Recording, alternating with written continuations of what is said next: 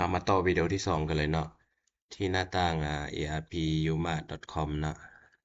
เราสามารถมาทดลองใช้งานฟรีได้เนาะติ๊กเข้ามาแล้วมันจะเข้าระบบได้เลยนะกดเข้าระบบคือหน้าต่างรวมเนาะหรือว่าแดชบอร์ดมันจะเป็นอันนี้นะมันจะแสดงยอดขาย30วันเนาะยอดขายปีปัจจุบันเป็นอะไรเนาะนี่ต้องรับนี่ต้องส่งเนาะแจ้งเตือนสั่งสินค้าหมดนะเนาะแจ้งเตือนสินค้าที่หมดอายุเนาะ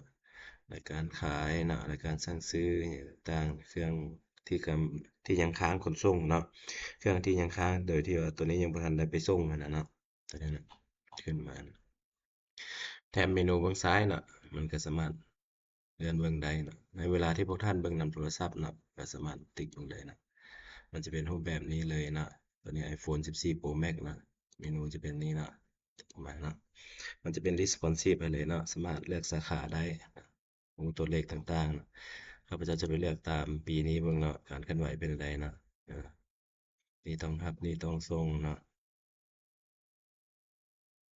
หลายอย่างเนาะ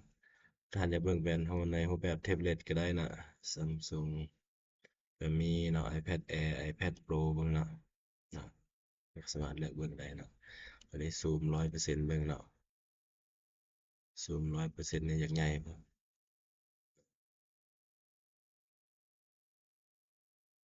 เบิ่งโทรศัพท์น่ะสลายนะ100%สามารถเลื่อนเบิ่งได้นะในหน้าต่างนี้มันจะประกอบมีเนาะเมนูเนาะข้อมูลผู้ใช้เนาะจะมีผู้ใช้ระบบสิทธิ์นำใช้ซึ่งว่าสิทธิ์นำใช้ของเรานี่สามารถเลือกได้นะว่าจะให้พนักงานคนนี้เฮ็ดหยังได้นะข้อมูลติดต่อพัวพันข้อมูลผู้จำหน่ายข้อมูลลูกค้ากลุ่มลูกค้ามีเหมือนสินค้าเนาะสินค้ามันก็มีหัวหน่วยยี่ห้อเนาะหมวดหมู่ต่างๆเนาะสามารถจัดการได้ลงลึกเลยนะการผลิตนะบัญชีการเงินซ่อมแปลงนะสั่งซื้อนะ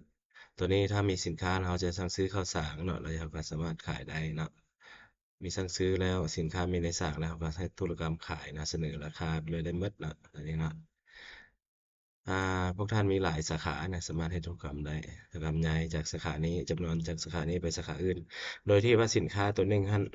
ละแม่นสามารถเอาไปแสดงได้อยู่ในหลายสาขาเด้อตัวอย่างพวกท่านมีอยู่นี่3สาขาเนาะแต่ว่าสินค้าตัวเดียวอยากแสดงแต่2สาขาก็ได้นะสามารถดัดปรับสร้างได้เนาะลงรายจ่ายต่างๆได้ยันหมวดหมู่ได้มีบัญชีเนาะผิดเรียงใบดุลเรียงอย่างต่างๆเนาะอันนี้ถ้าพวกท่านยังบ่ทันลงลึกเกี่ยวกับเรื่องงานบัญชีก็ ศึกษาไปก่อนเนาะ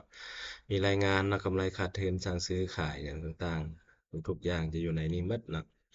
ส่วนหลายแม่นผู้บริหารบางคนจะเบิ่งแต่รายงานกำไรขาดทุนนี่เนาะ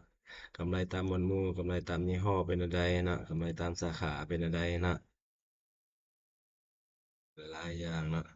สร้างสินค้าเนาะสินค้าที่ขายดีมีอย่างใดเนาะในปีนี้มีอย่างใดที่ขายดีเนาะตั้งแต่เปิดการปิดการตัวแทนขายเนาะ มีระบบตั้งค่าเนาะตั้งค่าข้อมูลทั่วไปตั้งค่าใบบินทำเงินใบบินนี่พวกท่านสามารถปรับแต่งเองได้เลยเด้อตามสาขาของไผมันเด้อจะมีโมดูลคุ้มครองลูกค้านะตัวนี้เนาะใช้เพื่อติดตามและคุ้มครองลูกค้ามีโมดูลคุ้มครองโครงการเนาะพวกท่านมีโครงการต่างๆมีหน้าเวียกต่างๆพวกท่านก็มาสร้างโครงการเพื่อมอบหมายให้พนักงานในการคุ้มครองนะมีโมดูลคุ้มครองทรัพย์สมบัตินะคุ้มครองบุคลากรเงินเดือนเงินสวัสดิการใบละพักต่างๆมีหมดนะ ตัวนี้จะไปไวเนาะมีโมดูลบริหารเวียกตัวนี้พวกท่านจะบริหารเวียกของพนักงานได้พนักงานให้อย่างได้ในมื้อนี้เนาะเดือนนี้ต่างๆเนาะก็มีแคตตาล็อก QR อย่างต่างๆสามารถสร้างได้เนาะสำหรับร้านอาหารเฉพาะนี้เนาะโอเคเนาะถือว่าวิดีโอนี้จะแนะนำภาพรวมเกี่ยวกับตัวนี้ส่วนว่าจะได้ลงลึกแต่ละอย่างหรือบนใดบ่เข้าใจก็สามารถสอบถามได้เนาะเข้าใจ